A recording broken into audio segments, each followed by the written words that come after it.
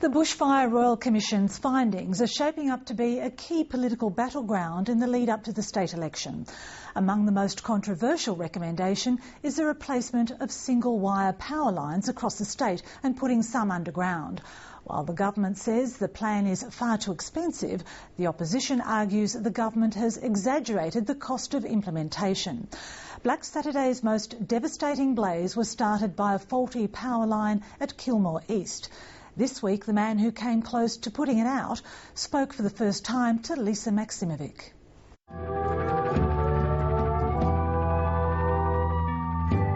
It is something, but I know that we did the best we could, and I know that our local fire brigade, our volunteers, our neighbours, we all put absolutely everything into that fire to try and contain it, and it was just too much. We had a car we were restoring out the front here, and on the day it was such a bad day and we knew the forecast, we were continually looking at the sky, and we saw the smoke start on that green hill just over there. Noel Baker and his neighbours fought the blaze and nearly had it under control, but the wind fanned it towards the nearby plantation. Once it took hold, there was no stopping it. The former CFA lieutenant had to turn back to try to save his own home and business. Days later, he learned that the fire he'd almost contained went on to kill 119 people. When I learnt the extent of it, where it got into other more timbered places, and it's hard to imagine the horrendous situation that people faced. It was just devastating to learn of it. It's now clear that the deadly Kilmore blaze was sparked by a poorly maintained power line which came down in winds of up to 100 kilometres an hour. More than 700 people are taking their anger out against the power company, SPI Electricity, formerly SP AusNet. They've joined a class action seeking damages for loss of life and property and ongoing trauma. This was an entirely avoidable tragedy. The line was more than 40 years old. It was stretched for more than a kilometre. There's no vibration damper. It's only inspected every 5 years. And what's inspected then is primarily the poles. So it was an accident waiting to happen. The action has the potential to award damages in the hundreds of millions, and it could lead to further litigation if the electricity company claims government departments and emergency services were also to blame for failure to reduce fuel and failure to warn people about the fire.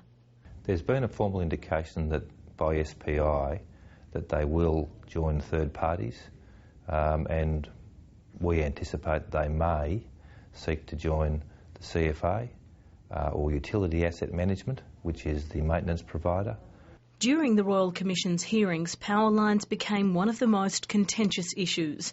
In their final report, the Commissioners recommended the progressive replacement of all single-wire earth return power lines with aerial bundled cable, underground cabling or other technology that delivers greatly reduced bushfire risk. Associate Professor Trevor Blackburn gave evidence about 2 of the fires started by power lines. He supports the replacement of single overhead lines and says priority should be given to high-risk fire areas.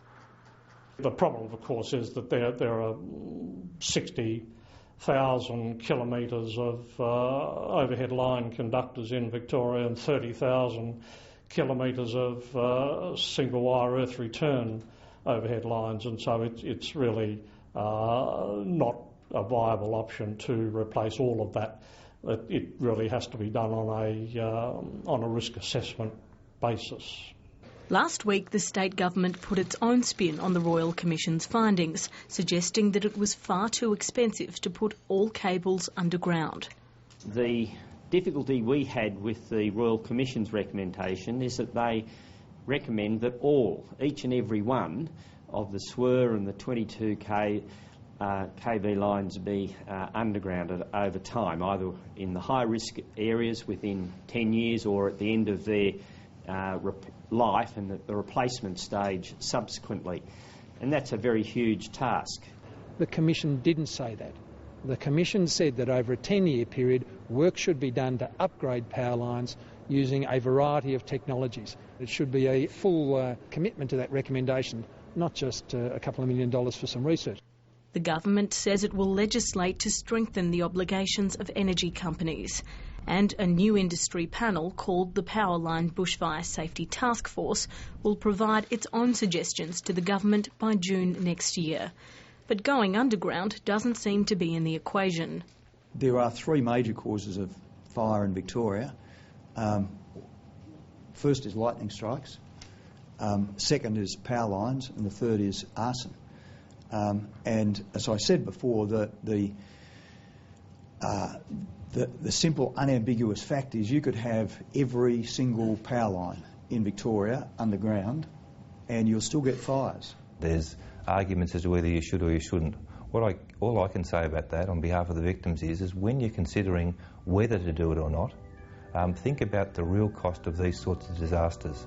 120 people killed and billions of dollars of damage.